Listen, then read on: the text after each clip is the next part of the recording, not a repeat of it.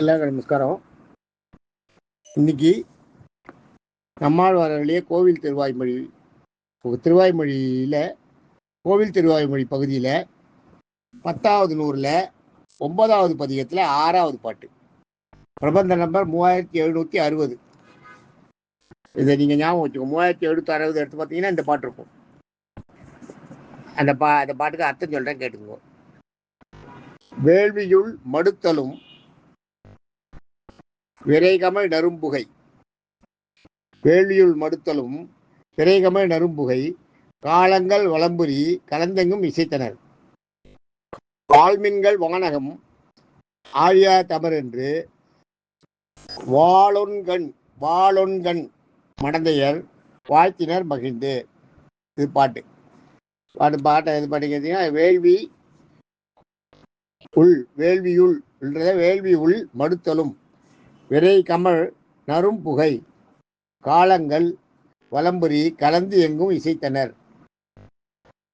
ஆழ்மின்கள் வானகம் ஆழியான் தமர் என்று வாள் ஒன் கண் மடந்தையர் வாழ்த்தினர் மகிழ்ந்து. இது பாட்டு. இதோட அர்த்தத்தை பார்த்தீங்கன்னா,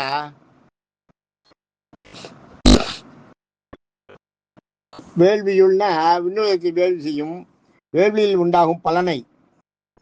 மடுத்தலும்னா அவள்லாம் பெருமாளுக்கு காணிக்கையா, பெருமாளோட அடியாருக்கு காணிக்கையா கொடுக்குறாளாம்.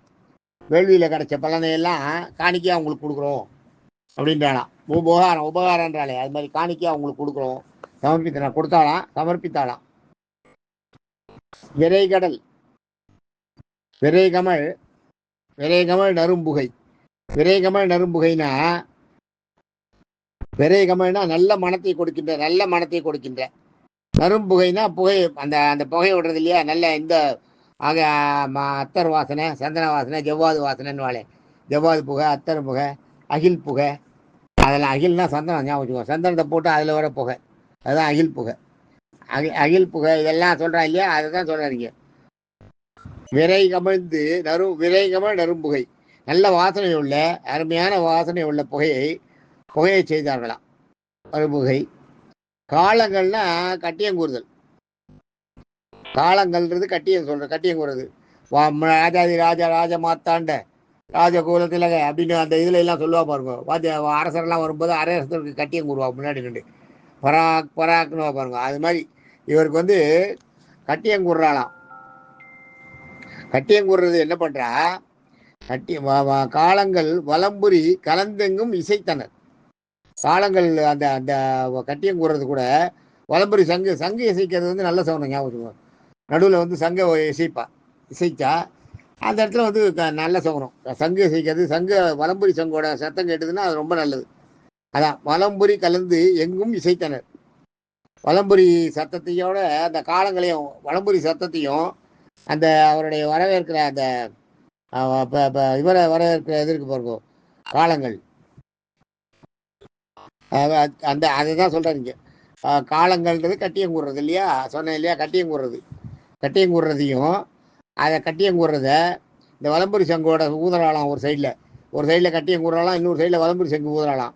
இது ரெண்டும் கலந்து இசைத்தார்களாம். இசையமைக்கிறவங்க அதான் முதல்ல நம்ம இது பார்த்தோம் இல்லையா, சாரணர் இயக்கர் அதை பண்றாளாம். ஆழ்மீன்கள் வானகம், இந்த வானகத்தை நீங்க ஆட்சி செய்யுங்கோ. இதை போய் இது பண்ணிட்டு ஓசை கலந்து எங்கும் இரண்டையும் கலந்து எல்லா இடங்களும் இசைத்தனர். அடுத்து ஆழ்மீன்கள் ஆட்சி செய்யுங்கள், வானகம் இந்த விண்ணுலகத்தை ஆட்சி செய்யுங்கள்ன்றாராம். என்னன்னு சொல்ற, அடுத்து ஆழ்மீன்கள் வானகம் ஆழியான் தமர் என்று. எதனால சொல்றா, எல்லாருக்கும் சொல்ல மாட்டாத. ஆழியான்னா சக்கரத்தை உடைய மகாவிஷ்ணு, அவருடைய தமர், அவருடைய அடியார்ன்றதுனால இதை சொல்றாளாம். நீங்க இந்த உலகத்தை ஆளுங்கோ அப்படின்றாளாம். யார் சொல்றான்றது அடுத்தது சொல்றா பாருங்க. வாளொன்கண் மடந்தையர். வாள்னா அதான் வாள் போன்ற கத்தி போன்ற கத்தியை ஒத்த கண்களை உடைய, கத்தி போல நீண்ட அந்த கூர்மையான இதான தெளிவான பார்வையோட இருக்கும் பத்தியா, அந்த கத்தி சொல்றார். வாழை ஒத்த கண்களை உடைய வாழைன்னா இந்த இடத்துல வாழ்னா இல்லை, வாழை மீனை கூட எடுத்துக்கலாம். வாழை மீனோட கண் இருக்கு இல்லையா, வாழை மீனை ஒத்த கண்களை உடையன்னு கூட எடுத்துக்கலாம். அது இன்னும் பொருத்தமா இருக்கும். வாழை மீனை ஒத்த கண்களை உடைய மடந்தையர்னா தேவலோக பெண்கள். தேவலோக பெண்கள் எப்படி இருக்கலாம், வாழை மீனோட இதை ஒத்த கண்களை, அந்த வாழை மீன் மாதிரி கண்களை உடையவர்களாக இருக்கலாம். தேவர்கள், தேவகுல பெண்கள். அது சொல்லாதீங்க.